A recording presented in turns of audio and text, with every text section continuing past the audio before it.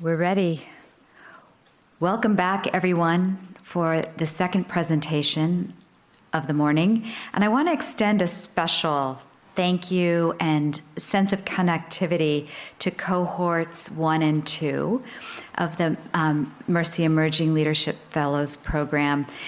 So many of the fellows here today said that they were inspired watching you give your presentations a year ago. And so know that there's a real feeling of connection and that you've sent the baton forward to the cohort 3.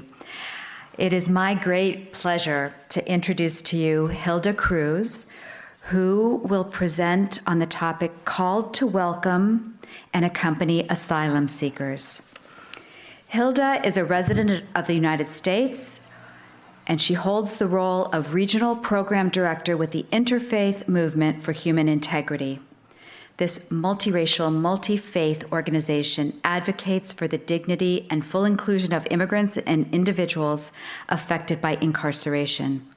With a career spanning over 2 decades, Hilda has emerged as a prominent community leader, organizer, and advocate, championing immigrants' faith, social justice, and equitable treatment of all. Her work involves engaging the immigrant community through education, direct outreach, and advocacy for transformative policies that empower our most vulnerable communities. A key aspect of her work is hosting intentional gatherings where she inspires people to harness their inherent personal power to effect positive change in their communities through storytelling, prayer, poetry, and encounters. A Mercy Global Action Emerging Leaders Fellow, Hilda's vision extends far beyond the United States borders. She aspires to connect with women globally, shedding light on factors contributing to people's displacement. She aims to foster a collective vision and inspire calls to action, all guided by the spirituality of justice and mercy. Please join me in welcoming Hilda Cruz.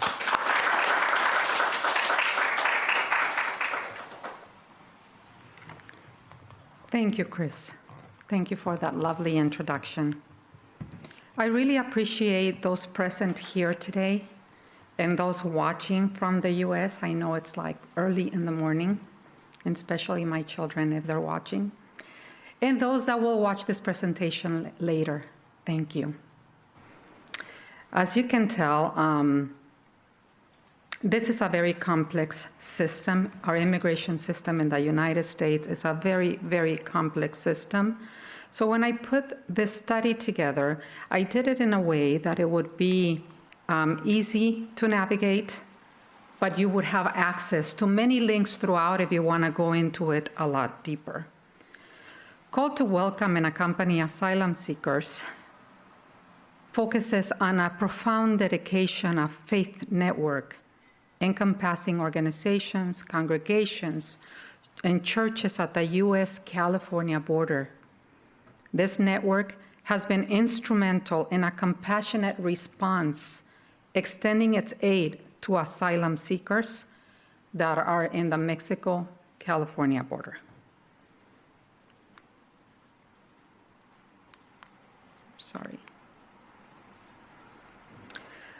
Today, comprehending these myriad forces that compel individuals to abandon their homes is of utmost urgency.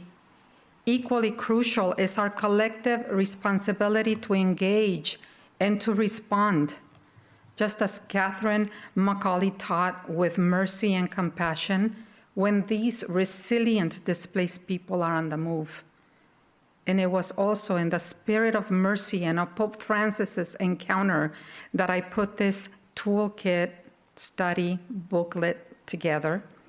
On here, you're going to see these topics, you know, the introduction, definitions, global context.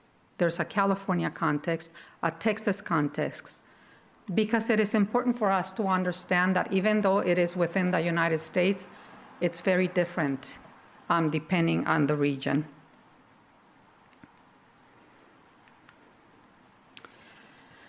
I think I also would like to invite people to really take a look at how to debunk the myths and the many narratives of fear that keep us from really extending our hand and welcoming people. For example, in the state of Texas, they use the term invasion. Well, it is not an invasion. It is a lot of people coming, seeking asylum, asking us for help. So being able to use the correct language or to stop that narrative of fear is of most important.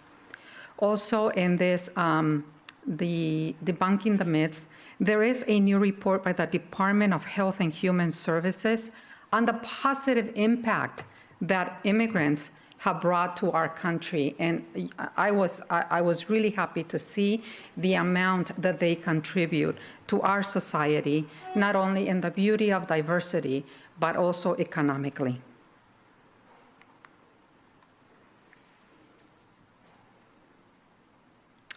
The other part that's of most important, especially at this time, is language.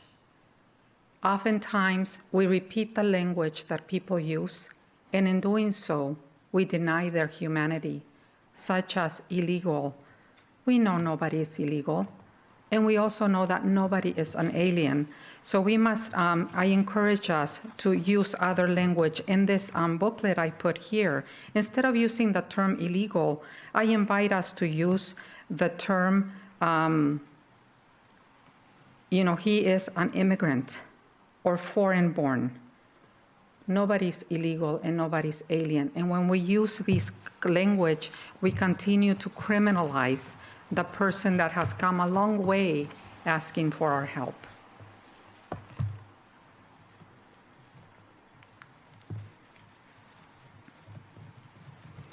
But I have a story for you guys today so that we can understand the complexity of the issue, but also that it really takes a village to be able to help. And so I wanted to talk a little bit and share with you Aurora's story. So this is a story not only about Aurora, but her brave family, a migrant family from Central America who made the difficult decision to leave their home and face the challenges of a long journey. So Aurora tells us this story. Aurora and her family fled gang extortion in Guatemala. Now, Guatemala is not next door to California. Guatemala is 2,237 miles from the California-Mexico border. If somebody was to drive from Guatemala to California, it would take them 2 days, 12 hours to make the drive. If you took a flight, it would be 3 hours and 42 minutes to flight. Well, they cannot do that because they did not have the right documentation to be able to cross the border. So what led them to leave Guatemala? Extortions. The extortion started with small fee payments that gangs would ask to protect them from other gangs within the region. The family was well established. They owned 2 tortilla factories that provided for their entire family. The demand for money from the gangs grew to the point that they felt that their lives were at risk, since the police and government in Guatemala did not guarantee safety. So in 2020, they fled to Mexico, leaving everything behind. The 7-member family, composed of 5 adults, one of them a pregnant daughter, and 2 grandchildren, did not look back. The plan was to reunite with Aurora's son, who lived in the United States. Along the way, the family experienced houselessness, the birth of a grandbaby, born in a shelter in Tapachula, Mexico, and the horrific experience of the entire family being kidnapped on their way to Tijuana. So you can just imagine they've been walking through, they are tired, they're exhausted, they have very limited resources, and then they get kidnapped. It was a traumatic ordeal that lasted 4 days. Aurora's son in the United States had to borrow money to pay the $10,000 ransom that eventually freed them. When the kidnappers received the money, They dropped the family off in this strange, dangerous border town unknown to them. They arrived at the Mexicali, U.S. border when a new policy, a border policy, denied entry to asylum seekers due to the pandemic. The pandemic was not the only difficulty. For months, they also lived in 2 different shelters where women and children stayed separate from the men in their families. Not only was the separation of the family a challenge, but one of the daughters got COVID and was seriously ill. While seeking help for the ill daughter, Aurora came upon a network of organizations working at the border that made a big difference in all of their lives. The family was allowed into this shelter you see on the picture. It is a shelter in Mexicali. This is where a sister of St. Joseph's of Carondelet and her network met them. Aurora recalls that from that moment on, her life had changed, and it was for the better. Her daughter got the medical attention she needed, and with the engagement of various organizations and volunteers at this shelter, the family could navigate the process of getting an interview with Immigration and Customs Enforcement, because it is a whole process. At this time, they also experienced separation once again. See, Aurora's children were married, so they needed separate interviews with Immigration and Customs Enforcement as separate families. After the interview, each adult member's entry into the United States was granted at different times. But this time it was different for the family. They had the support of faith community who were willing to help them. Now remember, Guatemala is 2,237 miles from the California-Mexico border. It took this family a year and 2 months instead of the almost 3 days to be able to reach their final destination in Northern California. It was here that they would begin to navigate life with the help of an accompaniment team consisting of volunteer church members who commit to welcoming and helping newly arrived individuals in their community. Through this team, the family was welcomed. They received spiritual support and was connected to community resources to begin their new lives. When I talked to Aurora, she said, please tell everybody, along the way who helped me. We are in a place where we feel safe now. We got friends, and we are very grateful to all of you for what you've done to my family.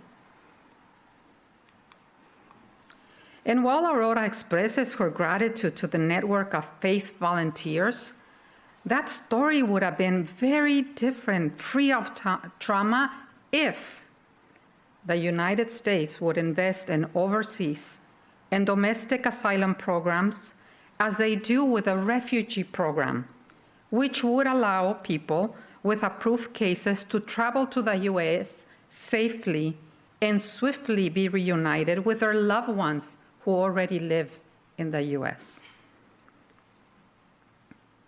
See, the problem, or what I have learned to be the problem, is that we have 2 different categories. We have the category of asylum, which is treated differently than that of refugees. The government, the U.S. government, provides resources upon arrival through the Refugee Resettlement Program, such as initial reception, medical assistance, case management services, access to English classes, and job readiness and employment services to refugees. In stark contrast, asylum seekers must make their way to the U.S. border, face many dangers. Then they face a lengthy wait to be interviewed by an ICE officer for vetting them. Many of these migrants end up in immigrant detention centers while they wait to be processed. And those that are allowed to enter can only access resources once their asylum case is granted. And this can be a process that can drag on for years. many, many years. This disparity in treatment underscores the urgent need for a more equitable system. So my study invites us to learn about the context. You know, I am only talking and touching base about the California context, a little bit about the Texas context, but I invite us to learn about what's happening. What is the context of our countries? I understand this webinar is worldwide, so what is happening at your country in regards to immigrants? And I'm pretty sure that even there, there's negative language that we could all learn to avoid, and just avoid it and not repeat it. And then there are also the many myths and the many negative narratives, you know, that exist, that we must all try to undo. One of those is like asylum seekers and displaced persons are not the problem. That is actually truth. To me, the asylum seekers and immigrants are not the problem. The cause of every border crisis is political, not economical. The real problem is that many politicians in the US refuse to respond compassionately and humanly because there's political gains for them in not granting asylum or not recognizing the dignity of the human being in the migrant.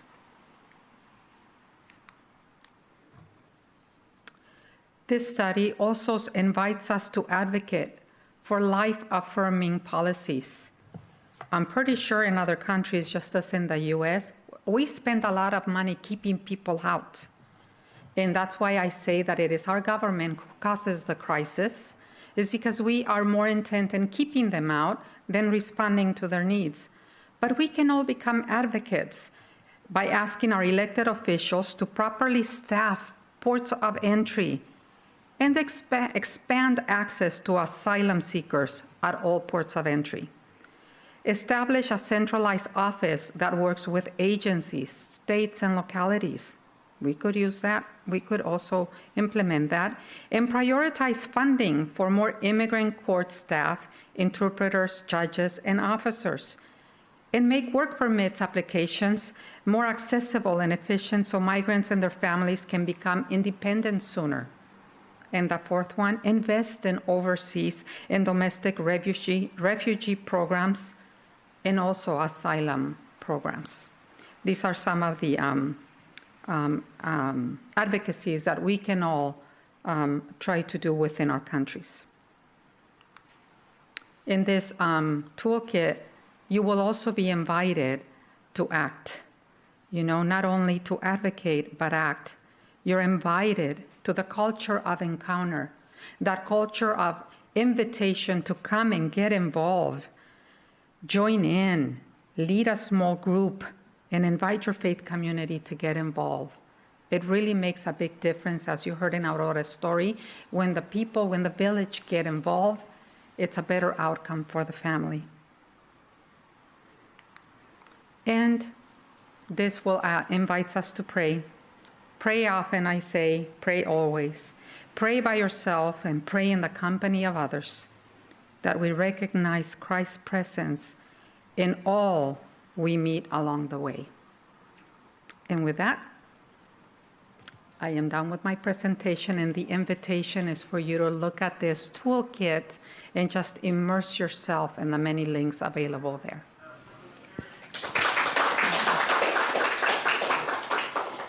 Thank you so much, Hilda. That was terrific. And I really appreciate you going to the human level with Aurora's story and the accompaniment response that helped her family once they had crossed the border. Thank you so much. All right, now the floor is open for questions. Again, we just need your name and the country you're from. Hi, Hilda. Thank you so much. That was such an amazing presentation, and I will really look forward to reading the resource that you've produced. My question, and I'm Jo Thompson from the UK. My question is, you mentioned a report that recently came out by the Department of Health and Human Services. Can you talk a little bit more about that, please? Thank you for that. So for many, one of the biggest myths is that immigrants are a burden to society. And so I got this report and I was thrilled because according to the U.S. Department of Health and Human Services, it tells us otherwise. The report is there with a link, and it was based on a comprehensive analysis of tax contributions, public service utilization, and an economic impact of $123 billion. So does that debunk the myth that immigrants are a burden to society? Absolutely. $123 billion is the impact in the last 15 years from asylum seekers and refugees in the U.S. And I'm pretty sure that in every country where they come in, they don't only bring their beauty, but also a very positive economic impact. Thank you for that question, Joe. Thank you, Hilda, for your presentation and for sharing Aurora's story especially. I'm Andrea from the United States, and I was wondering, as someone who doesn't live near the border, what ways can I get involved, or others who may not be near the border get involved? A wonderful question. Help is not only needed at the border, it is also needed at the time that the families come and live within your community. Are we aware of how many families, refugees or asylum seekers or newly immigrant families are living within us? You know, and once they are, befriend them, connect them to community resources. That makes a world of a difference. Become part of an accompaniment team. Learn how others are doing it and really engage with these newly arrived immigrants. And that makes a world of a difference. So definitely, no matter where you're at, you can make that impact in somebody's lives by getting involved and befriending them. Thank you.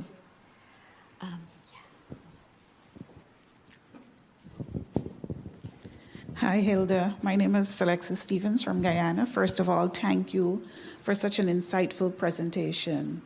My question is, how do you respond to the critics who say that the U.S. cannot reasonably take in all of the refugees and the asylum seekers that are coming to the borders?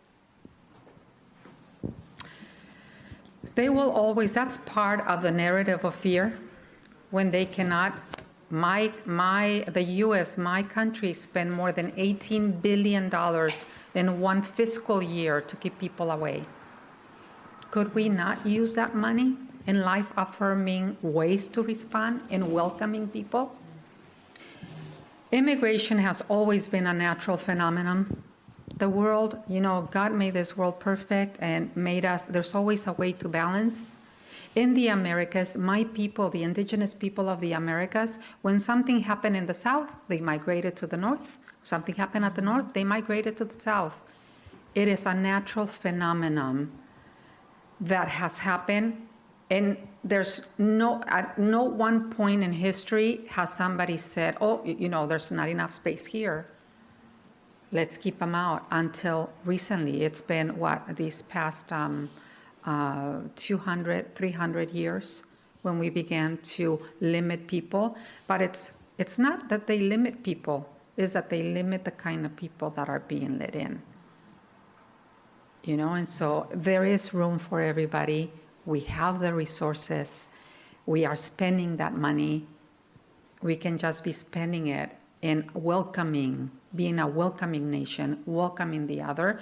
And a lot of the times, the people need just a respite time, which is what happened in the past. They would come up when there was something happening in the South, and then they would go back. It's a natural phenomenon, this thing called migration that's now so politicized. Thank you for your question.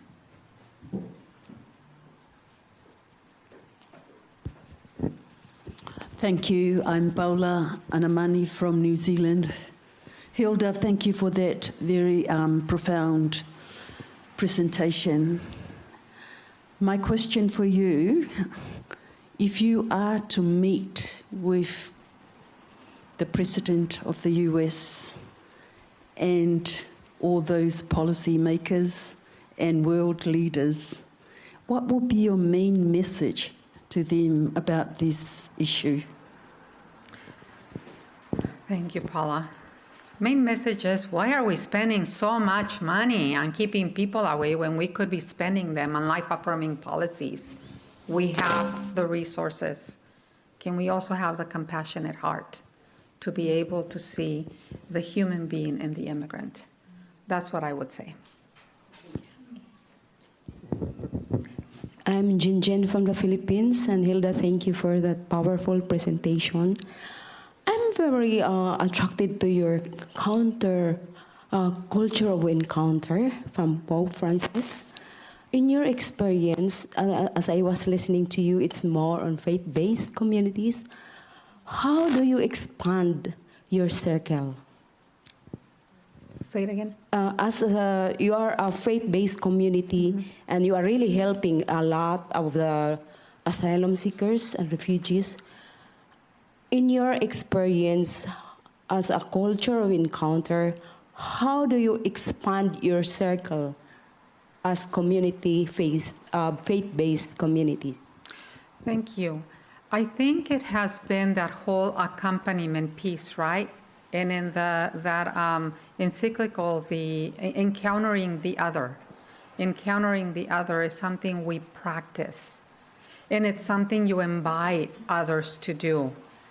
Expanding it has not been easy, but I like to invite people to say, come and see, just come and see, come and learn.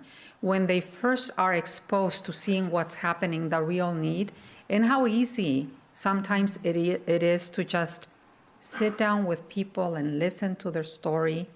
And while you listen to their story, you learn that there's something you can do, like advocate for them. Once you go back, you are expanding that circle of influence.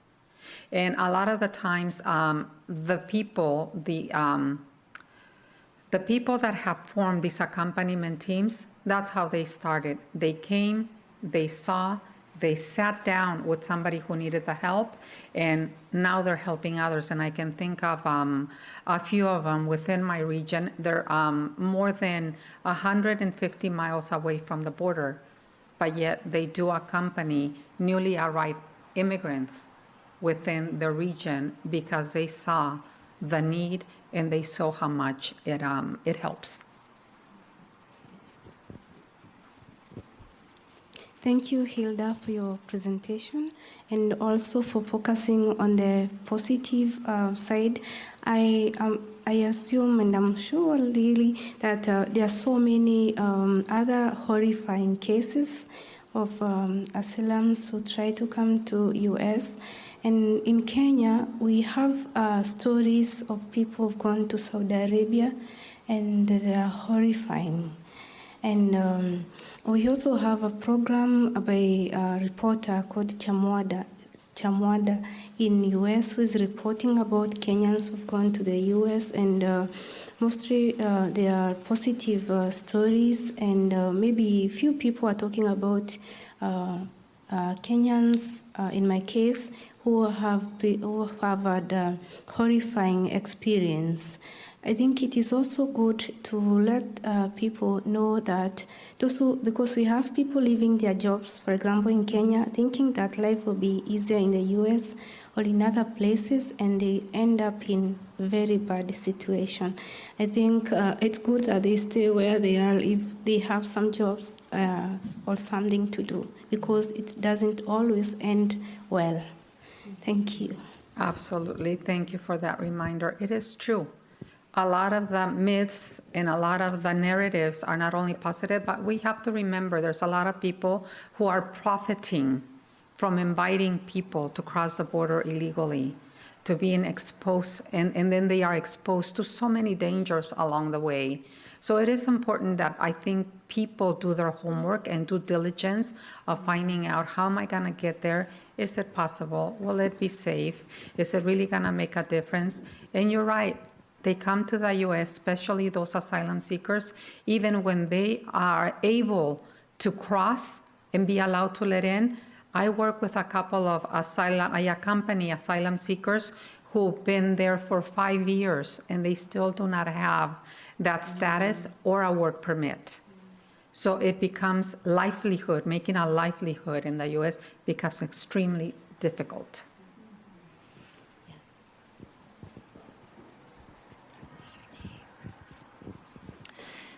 Hello, I'm Patricia O'Donovan, based here in Bagot Street. Just following on from Dina there, it's just, this had never dawned on me before, but the preparation before you go and start the process, before you make the journey, I think that is so important. You were saying, okay, how am I going to get there? How long is it going to take? What are the difficulties I may encounter? So I think there's all that preparation as well as the support once one arrives at their destination. Absolutely, thank you. It is very important. But then I think about Aurora's family who felt threatened, and in the instant they just had to make this decision and move away. I think of people in Haiti after the hurricane, after an earthquake, after so many things, they had no other choice. They had to walk across and make it somewhere, which made it very extremely difficult for them. And in my experience, in these many years of working there, we've allowed more people in, but not people from Haiti. Not people from Haiti, which is really heartbreaking to me.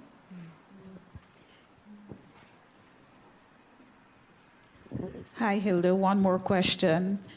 You've identified a number of resources and processes for people who are seeking asylum or who are applying for refugee status. And with the reference on Aurora, I'm wondering what resources are available for people to deal with the psychological trauma of making that trek from their home country to the borders. Thank you.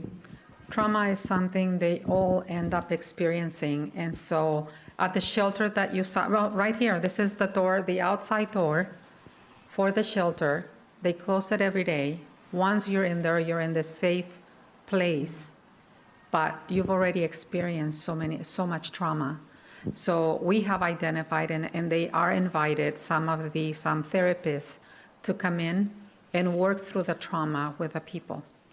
But they're only going to stay in these shelters for 3 months, 6 months. Some have stayed for years during 2020. During those years, they stayed for a long time. But it is important that you recognize when there's something going on, and you also guide them into the resources, community resources, to access the help that they need, because there is a lot of trauma that they have experienced along the way. Thank you. Well, we have some online questions, so we go have ahead, a Izzy. question from Bridget Crisp from New Zealand, and she says, how are the faith communities getting actively involved with supporting the initiative? Are the schools affiliated with faith communities also helping to facilitate a more welcoming culture? I think that's a great way to begin to bringing in more people and expanding the circle.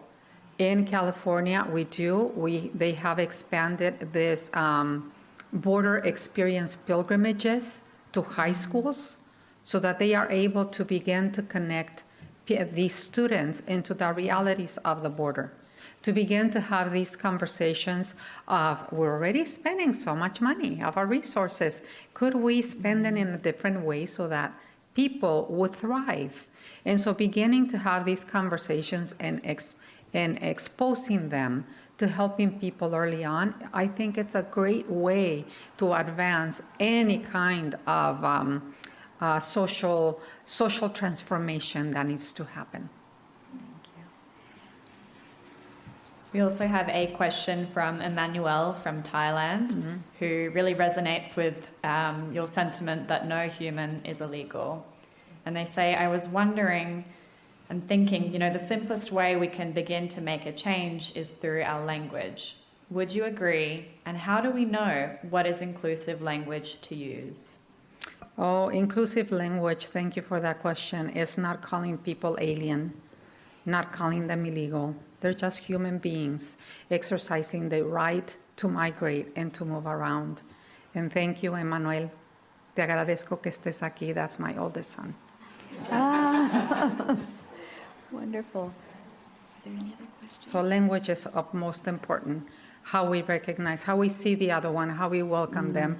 And then within our circles, within our conversations with others, just very gently remind people, these are not aliens, these are not illegals, these are human beings who are exercising their human right to be able to migrate. That's great. And I have a question.